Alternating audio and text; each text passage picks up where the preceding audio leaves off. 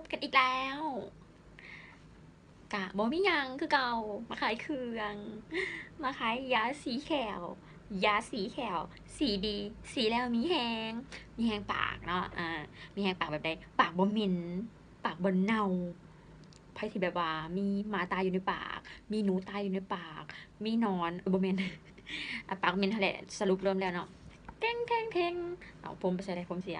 ผมเสียเท่งนี่ยาถูแขวพฤกษายาถูแขวสมุนไพรฟูออนไลน์ที่นำเข้าจากฝรั่งเศสมีสารสกัดนำเข้าจากฝรั่งเศสเนาะตัวนี้กระเจี๊ยดให้ปากสะอาดลมหายใจซื่นๆยาวนาน12ชั่วโมงบ่มีแป้งเด้อตัวนี้เด้อหอมจะเป็นหลอดจำนี้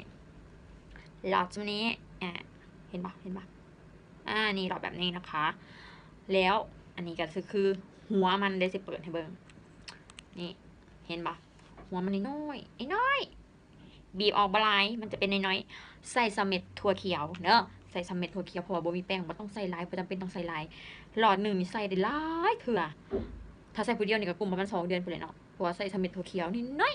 ปริมาณที่น้อยบ่ต้องใส่หลายเด้อเพราะว่ามันบ่มีส่วนผสมของแป้งมันเป็นสมุนไพรแล้วก็มีฟลูออไรด์แบบเข้มข้นใส่น้อยหนึ่งก็เป็นฟองลายแล้วกินปากได้ดียาวนาน12ชั่วโมงอากาศแบบอากาศสั่นก่อนสินอนเนาะเขาแปรงฟันในมื้ออื่นเช้ามานี่ค่ะน้ำลายจะบ่บูดน้ำลายจะบ่เน่าบ่เฮ็ดให้น้ำลายบูดบ่เฮ็ดให้น้ำลายเน่าเวลาเฮาไปเว้ากับไผเฮาก็มีความมั่นใจเพราะว่ากินปากเฮาบ่มีเฮาก็มีความมั่นใจแต่ก่อนนี่บ่ได้กล้าอดกำกลืนฝืนยืนอยู่ทางหน้าเฮาเพื่อที่จะเว้ากับเฮาย้อนว่าเขาเหม็นปากเฮาผู้ใดที่รู้สึกว่าปากเหม็นเนาะเอานี่ไปใส่ดับกลิ่นได้ดีเอาไปใส่ซะเพื่อรักษานี่หลอดเดียว 35,000 กีบบ่แพงหลอดน้อยแต่ว่าเต็มเปี่ยมไปด้วยคุณภาพใส่ได้ดนนะจ๊ะ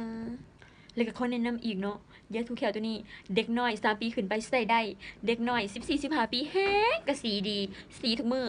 สีมื้อละหลายๆเทื่อนะเพราะว่ากินหลายสีมื้อละหลายๆเทื่อแม่มันสิได้บ่แม่มันก็สิได้เนาะแม่มันก็กองก้นสีนะจ๊ะเพื่อที่ว่ามีปัญหาเรื่องแขวเรื่องปากเรื่องเหงือกเรื่องทรงปากเนาะเอานี้ไปสีแล้วดีสีแล้วมีแฮงนะจ๊ะเพื่อที่สาบ๊ายบายแค่นี้แหละฝากอันนี้เด้ออยากได้ก็ซื้อซอยอยากลองก็ซื้อซอยบ่มีฟรีเนาะตัวนี้เนาะบ่มีทดลองฟรีมีแต่ให้ซื้อซอยนะจ๊ะ